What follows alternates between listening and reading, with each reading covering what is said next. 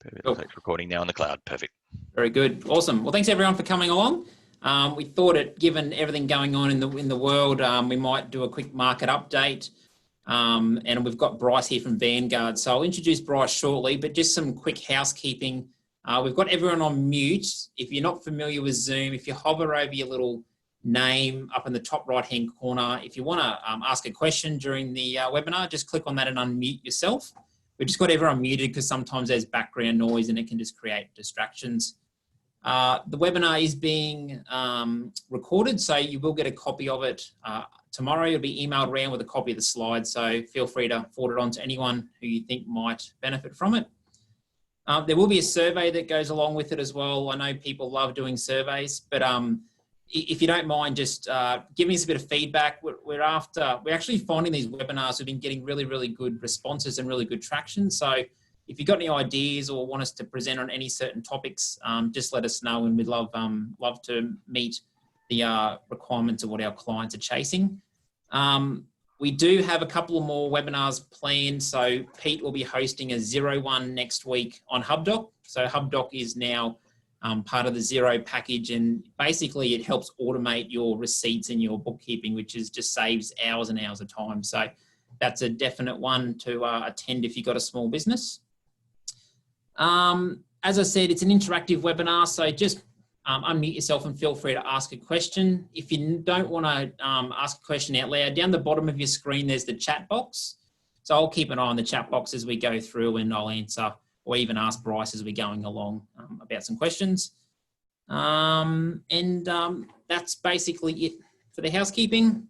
So a bit about Bryce. I'll let Bryce do most of the talking, but basically Bryce is from Vanguard. Vanguard's one of the biggest fund managers in the world. And why I've asked Bryce to come along today is because Vanguard, they've got a footprint across the whole world. So they've really got an insight into what's happening everywhere. They're not just Australian based. They're based out of the US, but they've got a very wide footprint around the world. So Bryce is going to give us a bit of an overview of what's currently going on and what Vanguard thinks of the world. The other thing I like about Vanguard is and Bryce might elaborate on this later, but it's in essence owned by the investors. So there's no sort of outside owners. It's owned by the people who invest the money into it. And the benefit of that is that they use any profits to reduce the fees for investors going forward. So Bryce, I'll hand over to you. Thank you. Perfect. Thanks, Brent. You stole the first part of my presentation. That's all right. You could work for Vanguard now. Let me just share my screen.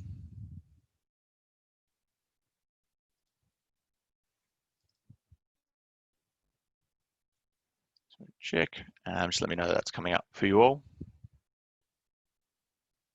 Perfect. So let me just move things around. So as sort of Brent alluded to, he's asked me to come along and give you all, I guess, an economic outlook on what we've seen happen already over the past few months with the coronavirus, and then also have a look at where we're seeing the markets going in the near future as well. So I'll just get, if I can get a little laser pointer, 1 second. As you said, I'm happy to keep this quite informal and just ask questions along the way, and we can have a sort of a general discussion on what we're seeing. Let's move through just as part of every presentation, just make sure everyone knows everything we're going through here is general in nature. Lucky enough for you all, I mean, this is being hosted by a couple of advisors, so feel free to reach out to them if you do have any questions on your own personal circumstances, or you want to get a bit more information on your own, what's going on. Brent covered most of this already, but yeah, we are a global manager. We're one of the world's largest with 8.6 trillion under management. We've been operating in Australia for over 20 years now, and globally for over 40 years. And just to touch on a little bit about our structure that Brent alluded to. So we're a mutual fund structure. So what that means is we're actually owned by the end investor. So when we create profits, we don't have to pay it out to a shareholder or a board of directors. We actually return that to our investors through lower management fees. So currently our average fee in Australia is about 0.29. And if you compare that to the industry average of about 0.8, it is quite a significant saving due to our structure. Title of the presentation, probably pretty fittingly, the new age of uncertainty. So what coronavirus has done has probably put us all into a bit of an uncertain state and a bit of unknown around what's going to happen. We're now starting to get a little bit more understanding, but it is still a pretty shaky next few months, we reckon. So a bit of an overview. So I guess the major impacts we've seen have been through global growth. So looking at countries' GDP and expected output, we've seen a historical fall as we all remain in containment to some degree and global borders remain shut. So trading between countries has been very restricted. And you look at countries like Australia, our output is quite significantly down through our resources sector. And putting quite a strain on healthcare systems in certain countries. We've done quite well here. Around interest rates, we're seeing these at historical lows, so almost zero here in Australia and negative in some countries around the world. We expect these to remain very dampened for some time to come. And we're also seeing governments put in place new policies such as the JobKeeper and stimulus packages, trying to keep the economy afloat until we see the reopening of borders and resuming of trade. We expect that to be around for quite some time, and we'll see additional measures come in place as well. As a flow-on of this, we're seeing a great impact through the global asset market. So we're seeing markets fall. We're seeing a bit of a recovery at the moment, but throughout late Feb and early March, we did see a large fall or dip in the markets as a result of the coronavirus and what impact it might have on future earnings and capacity of businesses. Moving into, I guess, actual figures, these are a little out of date now. As we spoke about a little earlier in the call, we've seen the ASX bounce back a little bit, rallying this week and probably being closer to about 13% down at the moment from year to date. But we have seen, as you can see there, quite a large impact this year already. But it's easy to get caught up in the short term of what we've seen this year. Let's not forget when we looked at last year, we were coming off one of the best years we've seen in the last decade with close to 20% return in the ASX and over 20% through the US market. One of the reasons we were quite significantly impacted here in Australia as well is what I touched on a bit earlier around a lot of our economy relies around resources and face-to-face services. So those were one of the hardest hit. The US does get a bit of a free kick as well because when markets do go into trouble, a lot of money does flight to the US for the security of the US dollar. And looking a little bit further again, we do all invest for the long term, so making sure we have that long-term horizon in mind. The 10-year annualized figure is close to 7% for Australia and 10% for the US. So even including this drawdown we've seen this year, for a 10-year investor, the outlook has been pretty good.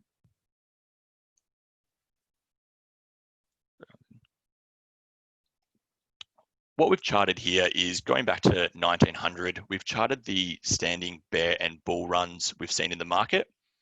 For anyone who maybe doesn't quite understand what a bear and bull market is, we hear it a lot in the media, talked about especially at the moment. A bull run is an increase in the market of over 20%, and a bear run is a decrease of over 20%. So we have seen a bear run through Feb into March. But what you'll quickly notice here is the bull market territory does dominate most of the time period. So we do find bull markets last much, much longer than a bear run. It is easy to get caught up in the emotion of a bear market situation, as negative market conditions and negative impacts on your own circumstances can be a lot stronger feeling. And it is easy to think, oh, I need to make a change. But if you look at the graph here, it's easy to see that over the long term, the markets do trend upwards due to these bull run territories. So the key is just to stay through all of it and not make rash decisions when you're in a bear market territory.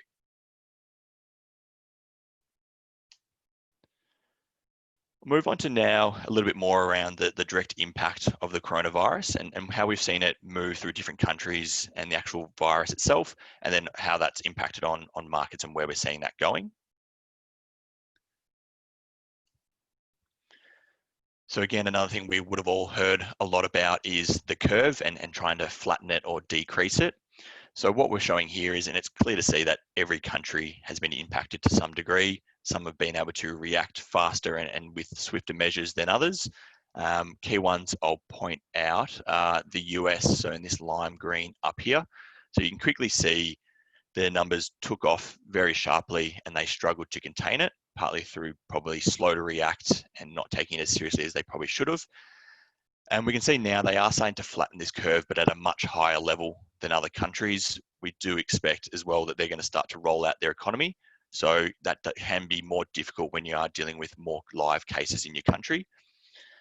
Whereas if we point out Australia, where we've all done very well, probably pat on the back for all of us on here, that we did catch it very early. We saw the cases spike early on, and we managed to flatten it, and not only flatten it, but now reduce the cases significantly. So it puts us in a much better spot as we start to now roll out the economy, as we're all seeing with reduced restrictions on ourselves.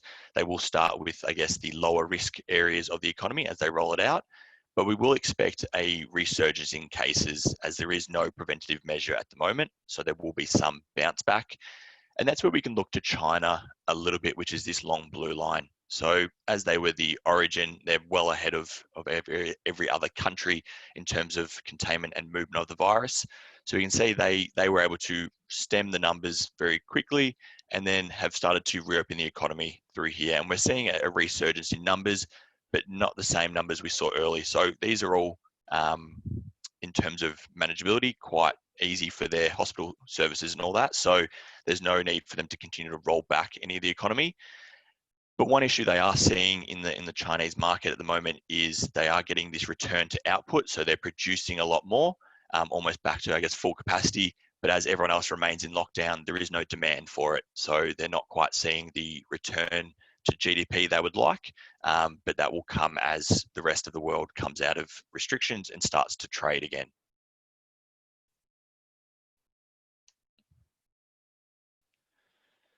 Another interesting thing around the coronavirus we've charted and looked at is, I guess, the amount of noise in the media, which can reflect on investor sentiment and what's actually creating that uncertainty in the market. If we looked throughout last year, especially late in the year, all of it was driven by this trade uncertainty between China and the US. So pretty hard not to notice, I guess, the disputes between Trump and China, and I guess they're jostling for power at the moment, and placing tariffs on each other's imports and exports. So we saw that spike late last year, but as coronavirus came on the scene in mid-Feb towards March, we saw this be a driving factor of uncertainty. So you can see these mentions in the media very quickly spike and become the talking point everywhere. As we now have a better understanding of coronavirus, what the rollout looks like, what the prevention may look like as well, we're starting to see that this uncertainty is starting to fall away.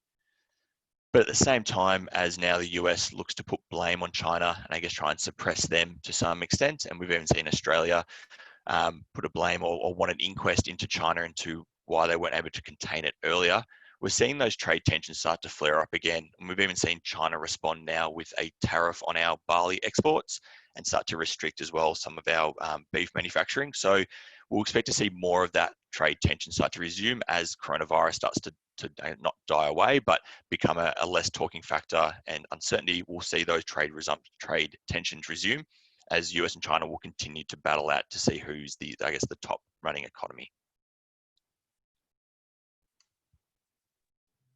Bryce, just quickly on that, do you see, what's the Vanguard's view on, is that only likely to increase further in the lead up to the election? Yeah, so that is our view. So we think this is going to be long-standing, and China's got very ambitious growth target goals. So they do want to continue to see themselves grow with their large citizen base as well. They do expect to continue to grow, and they want to be one of the big powers. And we do expect, especially Trump, the type of personality Trump is as well, we do expect him to continue to battle out with them and try and maybe use this as a platform to stand on when we go into the election period.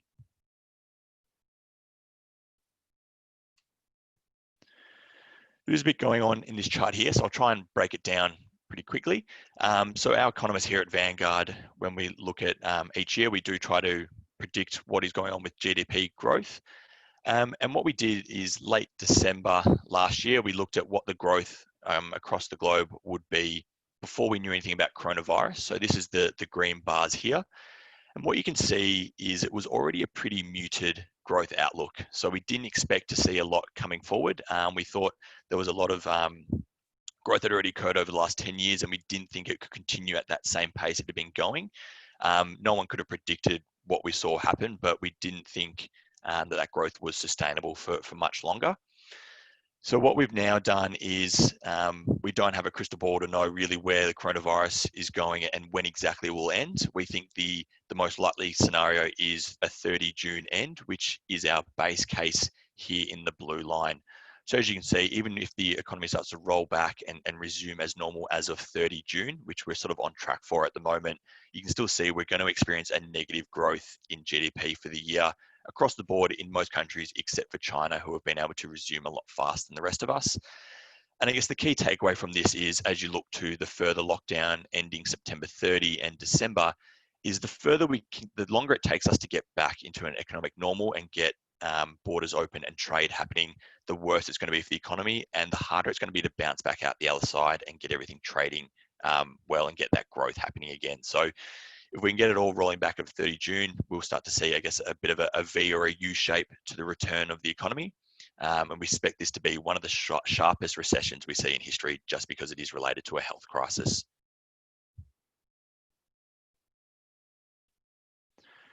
Just to quickly summarize sort of what we've talked about there. So expect a rolling reopen of the global economy. So it's going to be quite a gradual opening, starting with those lower risk areas and those more essential areas, and then moving through to, I guess, the lower risk, the high risk areas, towards the end, as we have those numbers under control, or we see a vaccine of some sort.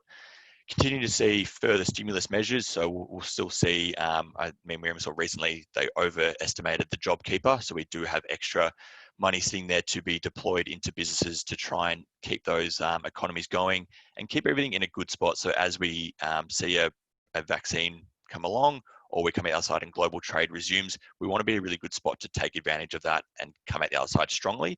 I think if we didn't see those measures put in place, the economy would be in a much worse position than we are now. Markets would be down much further, and we'd be really struggling at the moment.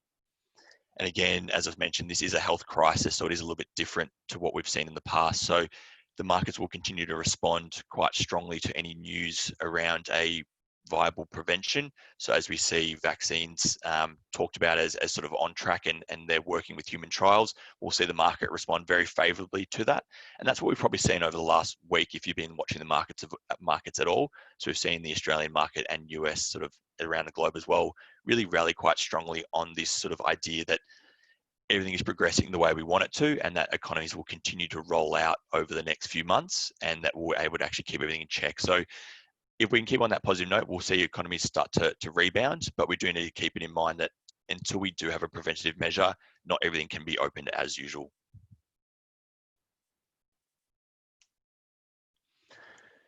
So as we have seen a dip in the market early in the year, what this actually meant for our projected 10-year outlook is actually being favourable. So as we've seen valuations in markets reduce, we're actually seeing there's more room for equities now to grow. So this blue line at the bottom here is what our projected outlook was over a 10-year period as of December 30. So again, before this dip and before coronavirus was around.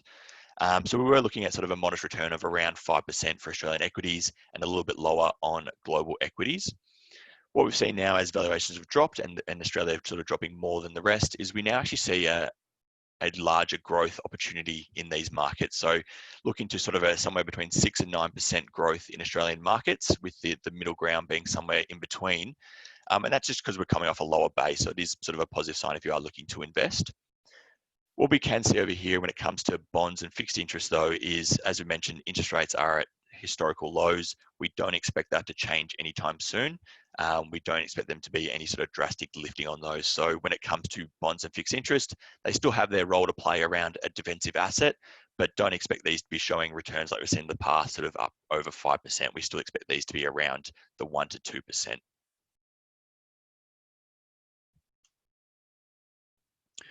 What I'll move now and touch on a little bit is what you could be doing that's within your control at the moment, and what you've probably already been doing with your advisor when you've set up your portfolio and throughout this period, as we've seen, just trying to put yourself in the best spot to come out the other side stronger and with a good portfolio. So what we have here at Vanguard is we have sort of 4 guiding principles we look at when we look at what's within your control. The first being your goals you're setting.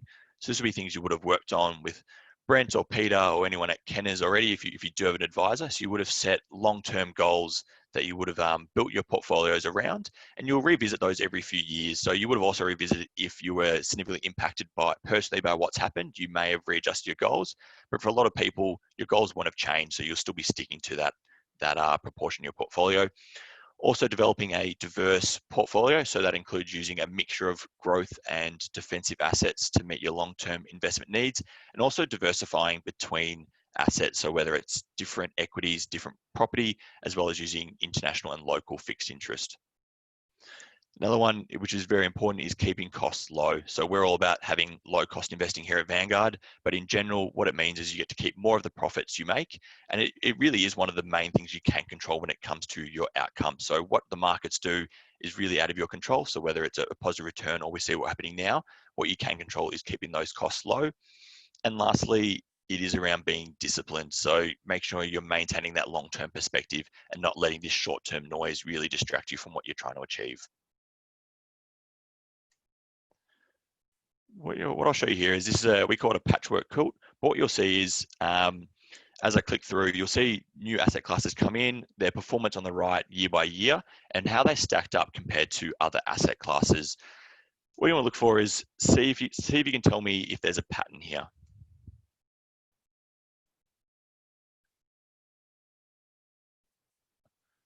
I'll give everyone a second to just have a look through it. It is a little bit of a trick question in that there really is no pattern when it comes to consistent performance from asset classes. So this is why we build a diversified portfolio using a variety of growth and defensive assets. As if you look through it here, you can see some of the best performing asset classes in 1 year can be the worst performing over the next year or two. And this is why you will want to blend these in your portfolio, giving you a smoother return and also using those defensive assets to boost you up in times of, I guess, downturn as well, and giving you a steady income. And just touching on those defensive assets. So that's where bonds and fixed interest and cash play a role in your portfolio. So as we've all seen over the last few months with equities being drawn down fairly hard in the market, is that fixed income and bonds have actually managed to hold their value or actually increase slightly in value. And that's what they're there to do. They're there to counteract some of the downside from your equities and give you, I guess, a buffer when it does come to these periods. So you can either use this as an avenue to draw down if you do need to access cash or capital at the moment, or even if you do want to rebalance your portfolio through these periods. So as your equity values are a little bit lower, you can use this cash sometimes to inject a little bit more into the equities to try and be invested as they do rise back up over time.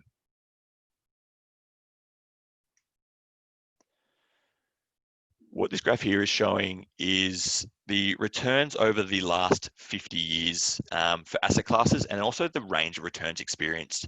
One thing I will quickly touch on is these returns are probably a little bit higher than we are expecting to see over the next 10 years or so, as I sort of shown on the future outlook.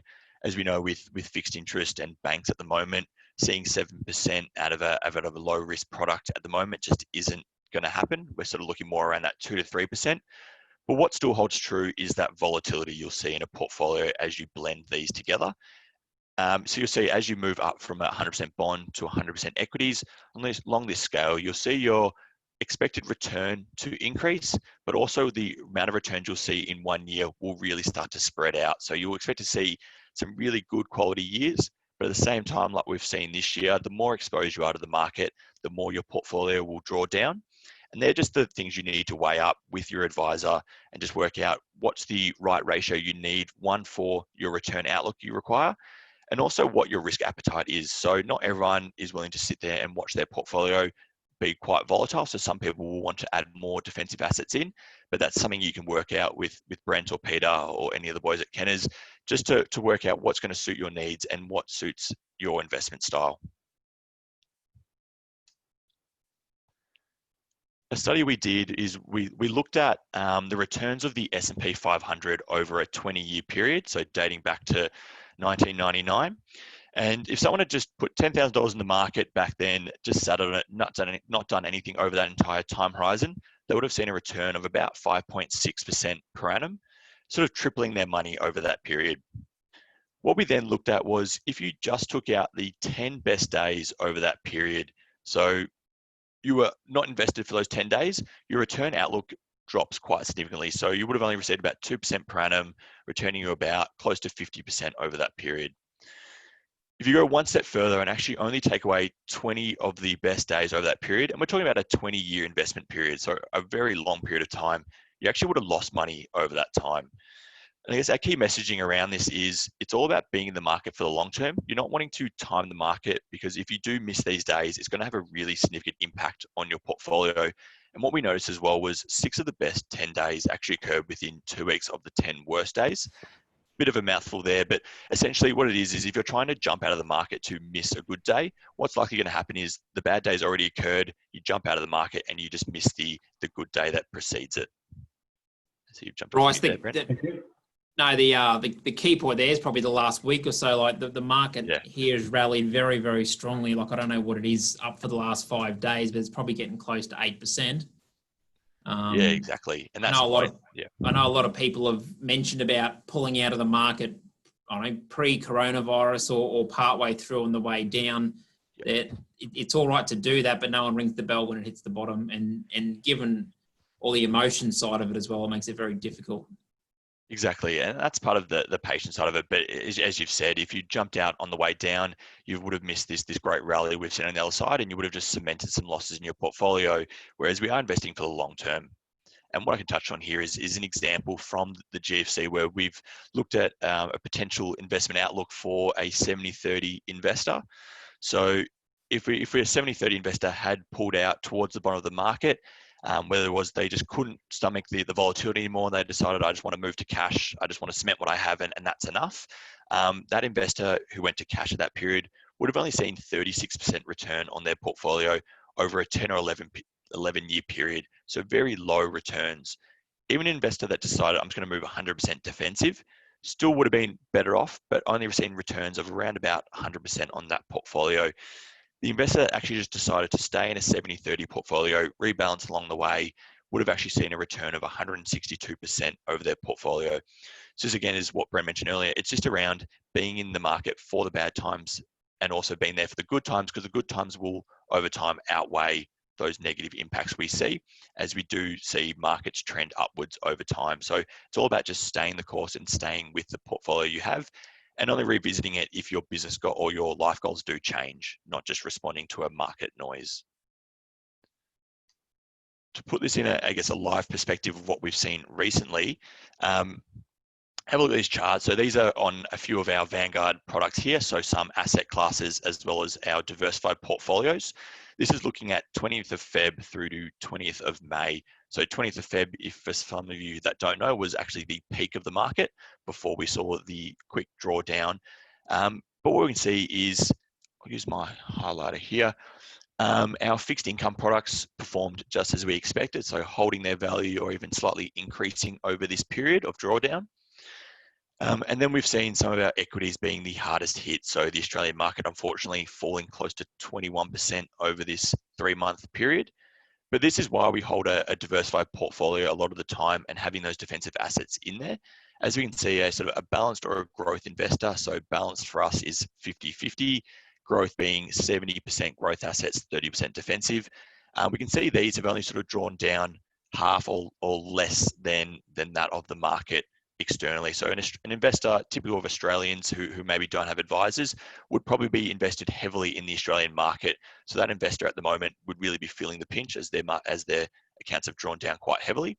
Whereas someone who's got that growth and balance with the defensive as well has been in a good spot, still drawing down, but not nearly as much as the market would tell you or the news headlines would say. And then moving one step further than that, as we are investing for longer terms, investors who have been around for 12 months, so looking back, investing from May last year to May this year, so including that drawdown and also being a part of that upcycle we saw last year, we can see that these balanced and growth portfolios have held up really well. So even with the large drawdown, they're still in a positive territory over that period, and probably increasing a little bit since the 20th of May, as we've seen over the last week.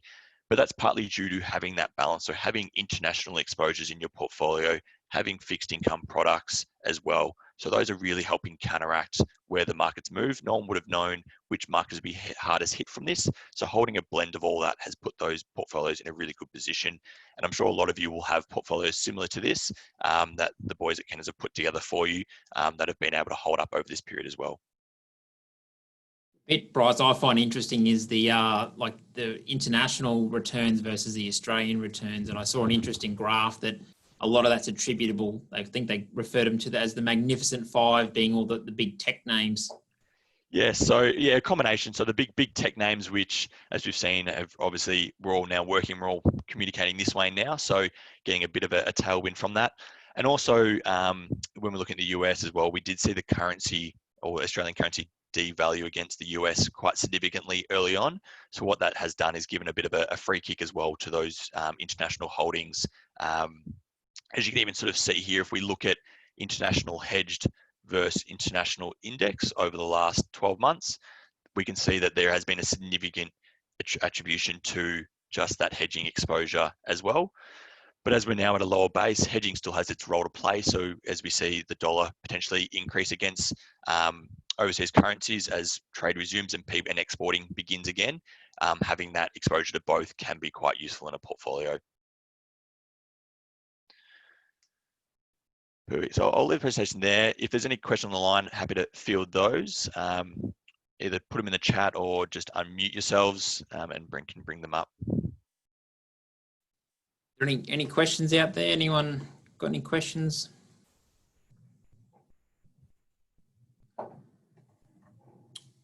In the absence of questions, Bryce, I've got a couple here for you. Yep. Like at the moment, like the market in Australia and obviously overseas. So, like, what are your guys thinking? Like, because there's a number of reasons from my reading as to why the market's gone up, and it's because things are sort of heading back to normal. There's a lot of commentary out there that's sort of talking about as well the fact that somewhere like the US is only sort of maybe 12-13% behind their all-time high. Yep. Has the market potentially overshot and got a bit ahead of itself because of all this free money that everyone's been putting into the economy? Yeah, so I guess our take on it is, yeah, we do see valuations. We didn't expect it to bounce back this quickly. I don't think a lot of people did.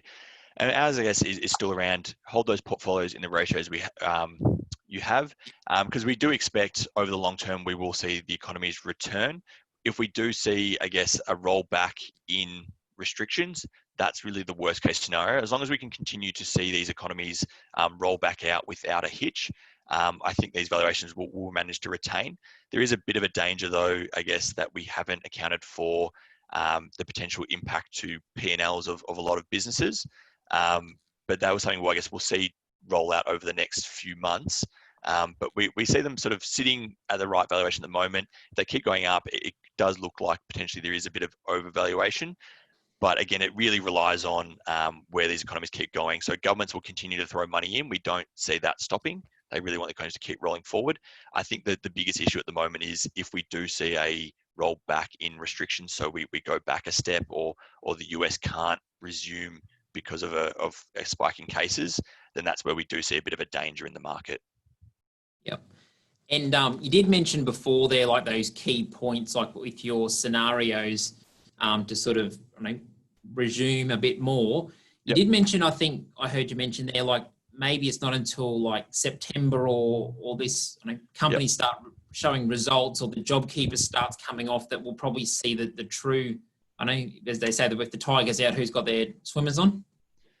Yeah, correct. So at the moment we're looking at a rollback of that June, which is favourable for the markets, but it is slow, and we're still seeing the US only start their one. So the longer that goes, I guess we're going to see the pressure start to build on these businesses that can't roll back out, especially sort of we're going to continue to see the pinch through the travel industries and tourism industries, which is why countries like Japan have really felt the pinch, as I think 20% of their GDP comes from China and tourism of that sort.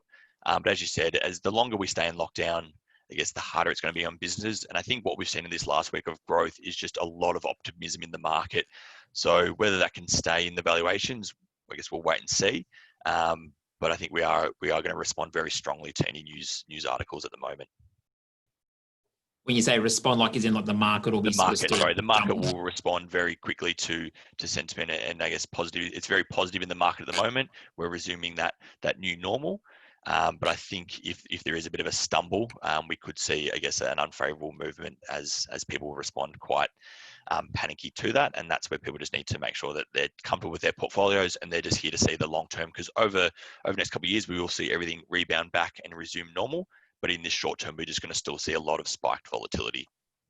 Yep.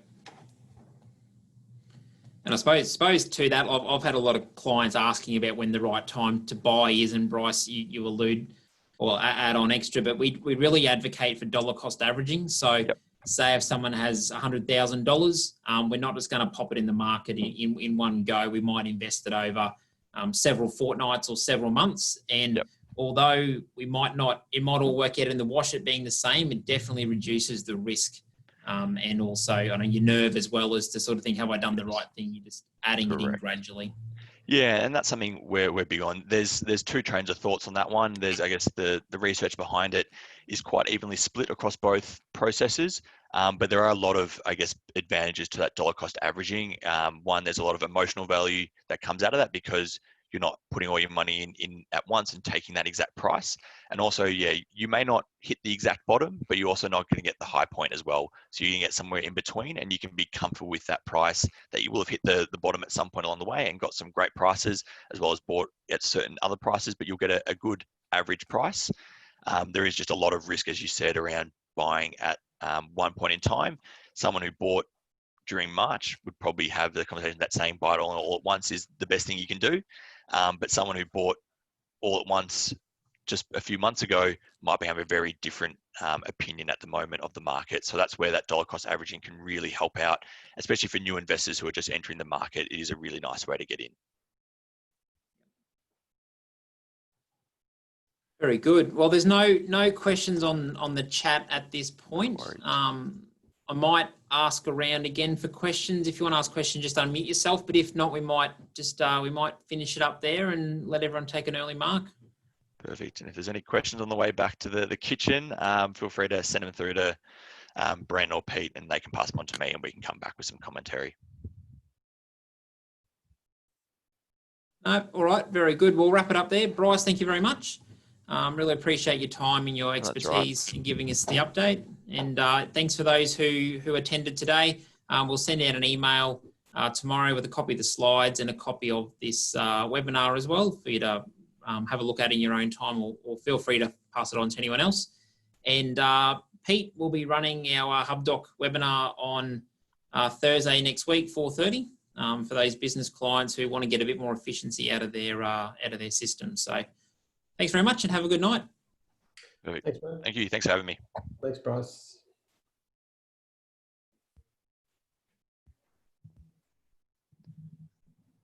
Just to make sure I do this properly, just stop recording.